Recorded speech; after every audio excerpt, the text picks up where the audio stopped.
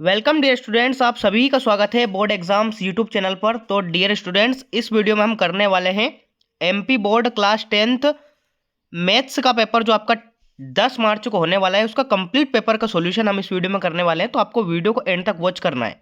साथ ही में अगर आपने हमारे यूट्यूब चैनल को अभी तक सब्सक्राइब नहीं किया है तो आप हमारे यूट्यूब चैनल को सब्सक्राइब कर लीजिए, क्योंकि आपने हिंदी, इंग्लिश और संस्कृत के पेपर में जलवा देखा होगा कि किस प्रकार से मैं पेपर पूरा छाप देता हूं। तो उसी प्रकार से गणित विषय का भी संपूर्ण पेपर आपको एज ए टिस परीक्षा में देखने को मिल जाएगा। तो आप हमारे चैनल को सब्सक्राइब कर लीजिए और जितने वीडियोस मैं अपलोड कर रहा हूं उनको अच्छी तरह से वॉच कर लीजिए। तो चलिए बिना किसी टाइम को वेस्ट किए शुरू करते हैं। हाई स्कूल मुख्य परीक्षा वर्ष 2025 गणित यानी कि मैथमेटिक्स का हम पेपर करेंगे। पूर्णांक आपका 75 अंक का रहेगा। 75/75 आपको तैयारी कराई जाएगी इस यूट्यूब चैनल पर। टोटल क्वेश्चंस आपसे 23 पूछे जाएंगे।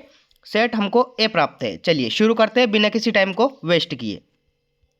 निर्देश कुछ इस प्रकार से आपको परीक्षा के अंदर देखने को मिलेंगे, तो आप इन निर्देशों को पढ़ सकते हैं। ठीक है, चलिए प्रश्न क्रमांक 1। अच्छी तरह से मैं समझा के बताऊंगा आपको, तो अच्छी तरह से केयरफुली वीडियो को वॉच करना है भाई। ठीक है, पहला प्रश्न आता है आपका, सही विकल्प चुनकर लिखिए। ठीक है, तो इसका पहला प्रश्न है HCF 91 और 21 का HCF आपको निकालना है। HCF किस प्रकार से निकालते हैं? दोनों संख्याओं का अलग अलग निकलता है। 91 का अलग निकालेंगे, 21 का अलग निकालेंगे। तो 91 हम 7 से इसमें डिवाइड करेंगे तो 13 बार आ जाएगा ये। फिर 13 से एक बार इसमें आ जाएगा। ठीक है, फिर यहाँ हमें मिनिमम कौन सी संख्या होती है? 3। 3 से 7 बार, फिर 7 से एक बार। अब इन दोनों में आपको कॉमन चीज़ कौन सी दिख रही है? इन दोनों में कॉमन चीज़ है 7। ठीक है, 7 यहाँ पे भी है, 7 यहाँ पे भी है, तो 7 ही इसका क्या हो जाएगा? HCF हो जाएगा। तो 7 यानी कि डी ऑप्शन आपका इस क्वेश्चन का राइट आंसर आ जाएगा। इस प्रकार से आपको करना है। ठीक है, दूसरा प्रश्न है आपका, समीकरण x + 2y + 5 = 0 और -3x - 6y + 1 = 0 का हल कैसा होगा? 3 कंडीशन होती है हल की। अब उसको कंडीशन आपको चेक करना है। यहाँ पे a1 बराबर क्या है? यहाँ पे a1 बराबर 1 है, b1 बराबर 2 है और c1 बराबर 5 है। ठीक है, और इसके अंदर a1 बराबर क्या है? -3 है, b1 बराबर क्या है? -6 है और c1 बराबर क्या है? 1 है। ठीक है, अब a1 के अपोन में a1 के अपोन में a2 रखेंगे, फिर इसी प्रकार से b1 के अपोन में b2 रखेंगे, फिर इसी प्रकार से c1 के अपोन में c2 रखेंगे। तो चलिए इसको रखकर हम चेक करते हैं। 1 के बटे में -3 रखना है हमको, फिर 2 के बटे में -6 रखना है, फिर 5 के बटे में 1 रखना है। ठीक है, अब देखिए 2 से ये 6 कट जाएगा तो -1/3 बराबर तो हो जाएगा -1/3 के, लेकिन ये बराबर नहीं होगा 5 के। तो इसमें कौन सी कंडीशन लगी है? इसमें कंडीशन लगी है कि a1/a2 तो बराबर है b1/b2 के, लेकिन ये बराबर नहीं है c1/c2 के। तो ये कौन सी कंडीशन होती है? ये कंडीशन होती है हमारी समांतर रेखाओं वाली। समांतर रेखाओं की स्थिति में कैसे हल होते हैं? समांतर रेखाओं की स्थिति में कोई हल नहीं होता है, इसलिए बी ऑप्शन आपको इस क्वेश्चन का राइट आंसर लिखना है। मोस्ट इंपॉर्टेंट क्वेश्चन है, जहरीला क्वेश्चन है, परीक्षा में देखने को ये मिलेगा। चलिए नेक्स्ट क्वेश्चन। तीसरा जो क्वेश्चन है आपसे पूछा गया है, ax² + bx + c के शून्यकों का योगफल क्या होता है? सबसे पहले तो आपको व्यापक वर्ग समीकरण याद रखनी है। व्यापक वर्ग समीकरण का क्वेश्चन हर बार ही परीक्षा में पूछा जाता है, इस बार भी आएगा। व्यापक वर्ग समीकरण होती है ax² + bx + c = 0। ये होती है आपकी व्यापक वर्ग समीकरण। इसके अंदर शून्यकों का योग अगर पूछा जाए, यानी कि अल्फा प्लस बीटा पूछा जाए, तो उसका मान होता है -b/a। और अगर शून्यकों को गुणा यानी कि अल्फा इंटू बीटा पूछा जाए तो वो होता है c/a। ठीक है, दोनों ही क्वेश्चन बहुत ही खतरनाक जहरीले हैं, तो आपको इनको याद रखना है। यहाँ पे आपसे पूछा गया है शून्यकों का योगफल, तो शून्यकों का योगफल क्या हो जाएगा? -b/a, यानी कि सी ऑप्शन आपको इस क्वेश्चन का राइट आंसर लिख देना है। ठीक है, सी ऑप्शन। अगला आता है आपका चौथा क्वेश्चन, द्विघात समीकरण x² - 4x + 4 = 0 के विविक्त कर का मान। विविक्त कर क्या होता है? d बराबर होता है b² - 4ac। ठीक है, इसमें भी 3 कंडीशन होती है, आपको पता होगा, उनको भी आपको याद रखना है। ठीक है, कब इसका मान 0 से कम हो तो कैसे मूल निकलेंगे, इसका मान 0 से अधिक हो तो कैसे मूल निकलेंगे, और अगर इसका मान 0 हो जाए तो कैसे मूल निकलेंगे। तीनों जो कंडीशन है मोस्ट इंपॉर्टेंट है भाई। ठीक है, ये भी परीक्षा में आती है। तो यहाँ से हमको मान पूछा है केवल, तो हम मान पे बात करते हैं।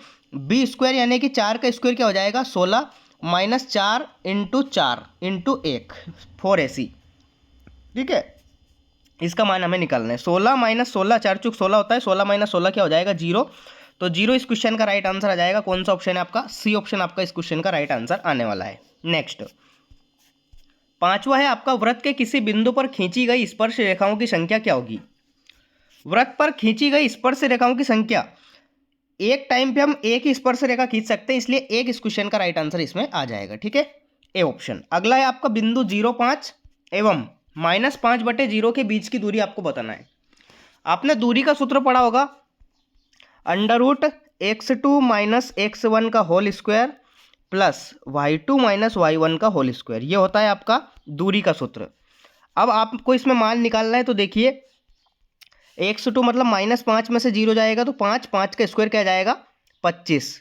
इसी प्रकार से 0 में से 5 जाएगा तो -5 का स्क्वायर क्या हो जाएगा? 25। 25 और 25 हो जाएगा √50। अब √50 तो ऑप्शन में ही नहीं है, तो इस स्थिति में आपको इसको तोड़ना है। √50 को किस प्रकार से हम लिख सकते हैं? √50 को हम लिख सकते हैं 25 × 2। 25 × 2 लिख सकते हैं। 25 जब बाहर निकालेगा तो 5 और √2 ऐसा कैसे बच जाएगा, यानी कि 5 √2 इस क्वेश्चन का राइट आंसर आ जाएगा। कौन सा ऑप्शन है? बी वाला ऑप्शन आपका इस क्वेश्चन का राइट आंसर आ जाएगा, 5 √2। ठीक है, तो इस प्रकार से आपको ऑब्जेक्टिव्स जो हैं इनका सॉल्यूशन करना है। ठीक है, इसी प्रकार से इंग्लिश मीडियम वाले स्टूडेंट्स भी देख सकते हैं। पहले में आपको 7 राइट आंसर लिखना है। दूसरा, इस पेयर का सॉल्यूशन कैसा होगा, तो इसका कोई सॉल्यूशन नहीं होगा, नो सॉल्यूशन। ठीक है, सम ऑफ द जीरोस क्या होगा, इसमें -b/a होता है। ठीक है, नेक्स्ट है आपका डिस्क्रिमिनेंट हमने निकाले थे, तो 0 आपका राइट आंसर आ जाएगा इसमें। ठीक है, number of tangents drawn at a point on circle 1 आ जाएगा, और डिस्टेंस क्या आ जाएगी इन पॉइंट्स के बीच की? 5 √2 आ जाएगी। ठीक है, तो इस प्रकार से आपको कर लेना है। रिक्त स्थानों की पूर्ति कीजिए। प्रश्न क्रमांक 2 के अंदर आपको रिक्त स्थान की पूर्ति करना है, तो चलिए देखते हैं। पहला है आपका, त्रिघात बहुपद के रिक्त स्थान शून्यक होंगे। तो देखिए, त्रिघात बहुपद में x की पावर कितनी होगी? 3। अब मेरी बात आप ध्यान से सुनिए, जिस समीकरण के जितनी मैक्सिमम पावर होती है, जितनी अधिकतम घात होती है, उसके उतने ही शून्यक निकलते हैं। शून्यक कहें तो मूल, या फिर x का मान, इंग्लिश में कहें तो जीरोस या फिर रूट्स, एक ही चीज होती है सभी। तो यहाँ पे त्रिघात बहुपद है, यानी कि x की घात 3 है, तो यहाँ पे कितने शून्यक निकलेंगे? 3 शून्यक निकलेंगे। ठीक है, तो पहले में आपको राइट आंसर क्या लिखना है? 3 शून्यक। दूसरा है आपका, श्रीधराचार्य ने एक सूत्र प्रतिपादित किया जिसे अब रिक्त स्थान के रूप में जाना जाता है। तो श्रीधराचार्य के रूप को के सूत्र को हम द्विघाती सूत्र के नाम से जानते हैं। ठीक है, द्विघाती सूत्र की सहायता से हम शून्यक निकालते हैं, x का मान निकालते हैं, x के मूल निकालते हैं। तो द्विघाती सूत्र को भी आपको याद कर लेना है, क्योंकि ये भी परीक्षा में पूछा जाता है। x बराबर -b plus minus √b² - 4ac/2 है, ये होता है आपका द्विघाती सूत्र। तो आपको इसको याद कर लेना है। नेक्स्ट, समांतर श्रेणी 5, 10, 15 का 10वां पद क्या होगा? तो वैसे तो आप 5 का पहाड़ा 10 बार कर दीजिए, 50 इसमें आंसर आएगा, लेकिन इसका गणित की विधि से इसको हम सोल्व करें तो an बराबर a + n - 1 × d, ये होता है व्यापक पद। ठीक है, व्यापक पद का सूत्र होता है ये। a बराबर क्या है? 5 है, प्लस n का मान कितना है? 10वां पद निकालना है, 10 - 1 सार्वंतर, यहाँ पे 10 में से 5 जाएगा तो 5 आ जाएगा। ठीक है, 5 + 10 में से 1 जाएगा तो 9 × 5, 9 का गुना 5 में करेंगे 45, 5 और 45 को जोड़ेंगे तो 50 इस क्वेश्चन का राइट आंसर इस प्रकार से आ जाएगा। ठीक है, इस प्रकार से आपको करना है। अगला, सभी रिक्त स्थान त्रिभुज समरूप होते हैं। तो सभी जो समबाहु त्रिभुज हैं वो समरूप होते हैं, एक जैसे दिखाई देने वाले त्रिभुज, समबाहु त्रिभुज, ये क्या होते हैं? समरूप होते हैं। नेक्स्ट, एक निश्चित घटना की प्रायिकता कितनी होती है? निश्चित घटना की प्रायिकता पूछी जाए तो 1, क्योंकि ये घटित 100% होगी ही होगी, और अगर अनिश्चित घटना की प्रायिकता पूछी जाए तो वो हो जाएगी 0। ठीक है, अगला है आपका, त्रिज्या r वाले वृत्त का क्षेत्रफल का सूत्र। वृत्त के क्षेत्रफल का सूत्र होता है πr²। ठीक है, इस प्रकार से आपको रिक्त स्थानों की पूर्ति कर लेना है। सारे के सारे क्वेश्चंस जो हैं मोस्ट इंपॉर्टेंट हैं, सारे के सारे क्वेश्चन परीक्षा में आपको देखने को मिलेंगे। ठीक है, चलिए, इंग्लिश मीडियम वाले स्टूडेंट्स को भी इसी प्रकार से करना है। ठीक है, नेक्स्ट, सही जोड़ी मिलाइए। ठीक है, चलिए देखते हैं इनको। पहला है आपका sin² a + cos² a, तो ये सर्वसमीका होती है, इसका मान क्या आ जाएगा? 1 आ जाएगा। नेक्स्ट, tan 90 - a क्या होता है? tan 90 - a होता है cot a। नेक्स्ट है आपका 5 sec² a - 5 tan² a, तो यहाँ से हम 5 कॉमन लेंगे, फिर आपको sec² a - tan² a अंदर बचेगा। ठीक है, tan² a 5 ऐसा कैसे रहेगा, सेक स्क्वायर ए माइनस टेन स्क्वायर ए का वैल्यू क्या होता है 1 होता है, तो 5 गुणित 1 यानी कि 5 इस क्वेश्चन का राइट आंसर आएगा। ठीक है, तो 5 आपको कौन सा ऑप्शन दिख रहा है, ए ऑप्शन दिख रहा है, तो ए ऑप्शन से इसको मैच कर लेना है। ठीक है, 5 सेक स्क्वायर ए माइनस 5 टेन स्क्वायर ए को 5 से मैच कर देना है। घनाभ का आयतन क्या होता है, लंबाई गुणित चौड़ाई गुणित ऊंचाई यानी कि L into B into H. वर्ग का क्षेत्रफल क्या होता है, भुजा का स्क्वायर यानी कि ए स्क्वायर। पीई प्लस पीई नहीं का मान क्या होता है, हमेशा याद रखिए प्रायिकता घटित होना और प्रायिकता घटित ना होने का योग क्या होता है 1 होता है। तो एक कौन सा ऑप्शन है, ये वाला ऑप्शन है आपका जे ऑप्शन। ठीक है, तो इस प्रकार से आपको सही जोड़ी मैच कर लेना है। अगला प्रश्न आता है आपका, एक शब्द या एक वाक्य में उत्तर लिखिए। ठीक है, तो चलिए देखते हैं इनको। पहला है आपका शून्यकों की संख्या। तो देखिए ये ग्राफ बना हुआ है इस प्रकार से, मैं आपको अगर अच्छी तरह से नहीं दिखाई दे रहा हो तो मैं आपको बना के बता देता हूँ। इस प्रकार से ये बना है। ठीक है, ये होता है आपका एक्स अक्ष और ये होता है वाई अक्ष।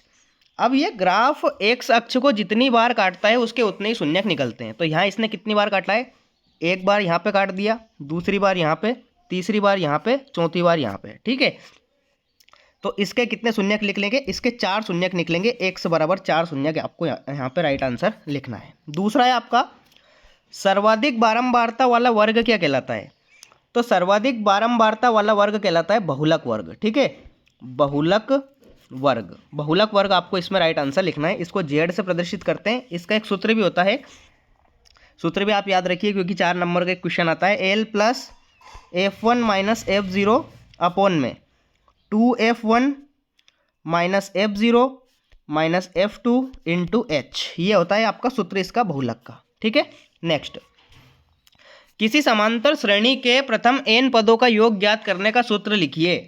तो देखिए समांतर श्रेणी में n पदों का योगफल ज्ञात करने के 2 सूत्र होते हैं, मैं आपको दोनों बता देता हूँ। पहला तो होता है Sn बराबर n बटे 2 2a plus n minus 1 into D, एक सूत्र तो ये हो गया। और अगर इसके अंदर अंतिम पद दे रखा हो तो n बटे 2 डायरेक्ट a प्लस एल आपको कर देना है। ठीक है, इस प्रकार से दोनों सूत्र आपको याद रख लेना है। अगला आता है आपका उन्नयन कोण की परिभाषा। उन्नयन कोण होता क्या है, अगर कोई प्रेक्षक किसी वस्तु को ऊपर की ओर देख रहा है, यहाँ पे कोई वस्तु है तो ये हो जाएगी इसकी दृष्टि रेखा, ये दृष्टि रेखा और ये हो जाएगी क्षैतिज। तो दृष्टि रेखा और क्षैतिज के बीच के बने कोण को हम क्या कहते हैं, उन्नयन कोण कहते हैं। नेक्स्ट, स्पर्श रेखा और वृत्त के उभयनिष्ठ बिंदु को क्या कहते हैं, तो इसे हम कहते हैं स्पर्श बिंदु। ठीक है, टेंजेंट पॉइंट ये होता है स्पर्श बिंदु, इसे हम कहते हैं। अगला है आपका शंकु के आयतन का सूत्र लिखिए। तो शंकु के आयतन का सूत्र क्या हो जाएगा, 1/3 पाई आर स्क्वायर एच, ये हो जाएगा आपका शंकु का आयतन। ठीक है, इस प्रकार से आपको कर लेना है याद इसको। मोस्ट इंपॉर्टेंट क्वेश्चन है सारे, परीक्षा में आपको देखने को मिलेंगे, बार बार बोल रहा हूँ। ठीक है, अगला प्रश्न आप देख लीजिए, निम्नलिखित में से सत्य सत्य का चयन करके आपको लिखना है। पहला है आपका समांतर श्रेणी 10 7 4 का 10वां पद -17 होता है। चेक करना पड़ेगा, इसको चेक करने के लिए व्यापक पद का सूत्र लगाएंगे, an बराबर a plus n minus 1 into D. ठीक है, ये सूत्र लगाएंगे।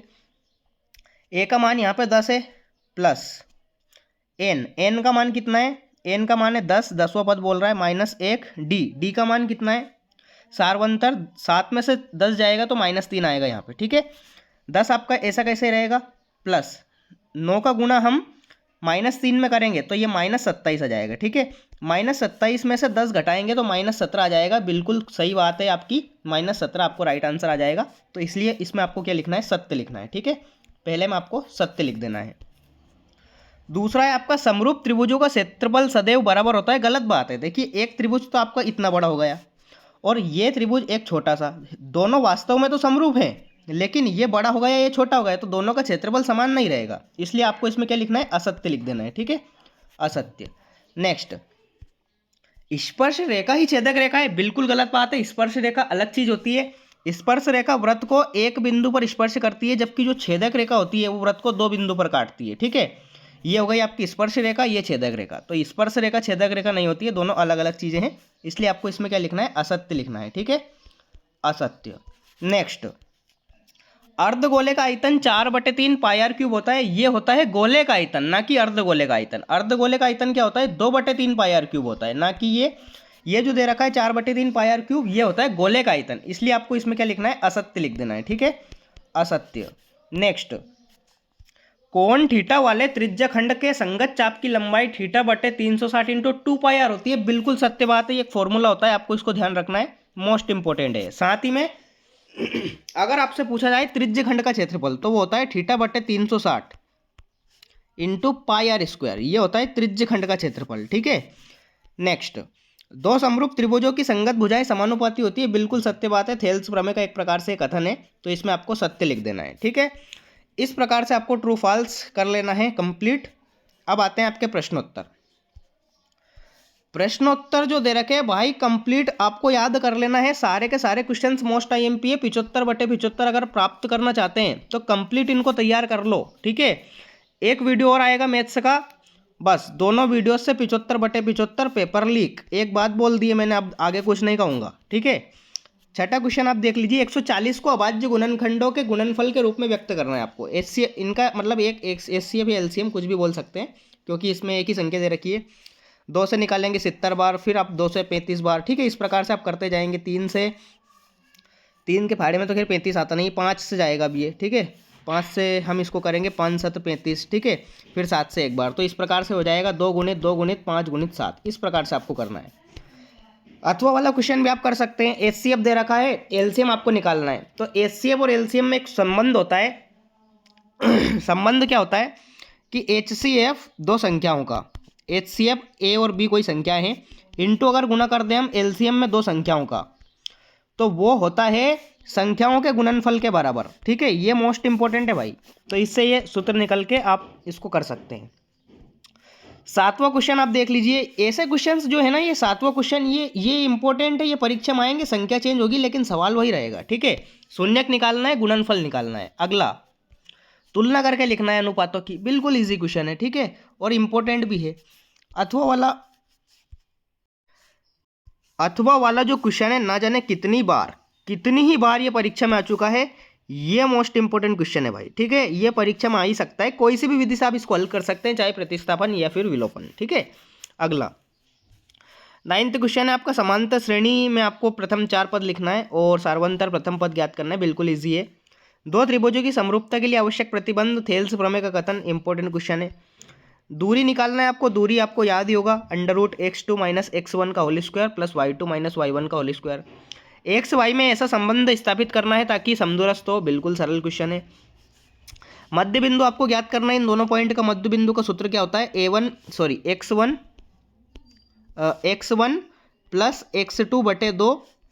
एक पॉइंट तो ये हो जाएगा, दूसरा पॉइंट हो जाएगा y1 प्लस y2/2। ये हो जाएगा आपका मध्य बिंदु के निर्देशांक। अगला आता है आपका इसका अथवा, इसको त्रिज्यखंड, ये निर्देशांक आपके 2:3 में विभाजित करेंगे। ये आपने पढ़ा होगा, m1x2 प्लस m2x1 वाला फॉर्मूला। ठीक है, ट्रिग्नोमेट्री से एक ही क्वेश्चन आएगा आपका इस प्रकार वाला कि आपको एक कोई सा भी त्रिकोणमितीय अनुपात का मान दे रखा होगा, इसमें आधार, लंब, कर्ण कुछ भी दे रखे, और एक जो भुजा है वो आपको निकालना है इसमें पाइथागोरस प्रमेय से, फिर आप मान परिकलित कर सकते हैं। 14वां क्वेश्चन आप देख लीजिए, वृत्त से पूछा गया है। बिल्कुल ईजी क्वेश्चन है। इसी प्रकार से 15वां क्वेश्चन, θ/360 πr² से सोल्व होगा। θ/360 इंटू πr²। थीटा का मान दे रखा है 60 डिग्री, त्रिज्या का मान दे रखा है 6 सेंटीमीटर, और पाई का मान 22/7 रख लीजिए आप। ठीक है, चतुर्थांश का क्षेत्रफल आपको ज्ञात करना है। परिधि 22 दे रखी है, परिधि से त्रिज्या निकालेंगे, त्रिज्या से क्षेत्रफल निकालेंगे। बिल्कुल ईजी क्वेश्चन है। प्रायिकता के जो क्वेश्चन है बिल्कुल ईजी होते हैं, ये तो हलवा क्वेश्चन होते हैं, इनको तो आपको लपेट खाना है। बिल्कुल ईजी क्वेश्चन है। ठीक है, और इंपॉर्टेंट भी है, परीक्षा में आते ही हैं। बिल्कुल सरल पेपर आता है आपका, कोई दिक्कत नहीं है। मैथ में बहुत ऐसे बच्चे फालतू ही डरते हैं। 18वां क्वेश्चन आप देख लीजिए। 3 √2 को अपरिमेय संख्या सिद्ध करना है, इसके विपरीत मान के करना है। अथवा वाला भी आप देख लीजिए। 19वां क्वेश्चन आपको मूलों की प्रकृति निकालना है। मूलों की प्रकृति किस प्रकार से हम निकालते हैं? विविक्त कर निकालकर, d = b² - 4ac, इस सूत्र से आपको विविक्त कर का मान निकालना है, फिर आपको मूलों की प्रकृति निकालना है। तीन स्थितियां होती है इसकी। ठीक है, और इसका अथवा वाला में भी आपको ये निकालना है। दो घनों में जिसका प्रत्येक का आयतन 64 मीटर³ दे रखा है। घनाभ का पृष्ठीय क्षेत्रफल आपको निकालना है। 2 गुणित लंबाई इंटू चौड़ाई प्लस चौड़ाई इंटू ऊंचाई प्लस चौड़ाई, ये वाला सूत्र होता है इसका। ठीक है, शंकु अर्धगोले पर खड़ा है। बिल्कुल इजी है। दो संख्याओं का अंतर, विलोपन विधि से इसको हल कर सकते हैं, प्रतिस्थापन से, विलोपन से। ट्रिग्नोमेट्री के जो उपयोग होते हैं उससे सोल्व करना है। धरती पर एक मीनार उधर खड़ी है, बिल्कुल ईजी क्वेश्चन है। ठीक है, 23वां और अंतिम क्वेश्चन आता है आपका बहुलक और माध्य के ऊपर। ठीक है, माध्य माध्यक बहुलक कुछ भी आ सकता है, लेकिन आप मेरे अकॉर्डिंग एक तो बहुलक और माध्य दोनों याद कर लीजिए, माध्यिका को छोड़ सकते हैं। माध्य और बहुलक ये जो है दोनों में से एक आपको देखने को मिल ही जाएगा, दोनों इजी है, बिल्कुल आप इनको कर सकते हैं। ठीक है, तो कुछ इस प्रकार से एमपी बोर्ड क्लास 10th के जो स्टूडेंट्स हैं जिनका मैथ का पेपर होने वाला है 10 मार्च को, उनका कंप्लीट पेपर का सॉल्यूशन हमने इस वीडियो में देख लिया है। अगर आपको कोई डाउट है तो कमेंट बॉक्स में कमेंट करके ज़रूर बताइए, और साथ ही में चैनल को कर लीजिए सब्सक्राइब, क्योंकि यहाँ तैयारी होती है 75/75 की। ठीक है, तो मिलते हैं अगले वीडियो में, तब तक के लिए टाटा बाय बाय, जय हिंद, वंदे मातरम।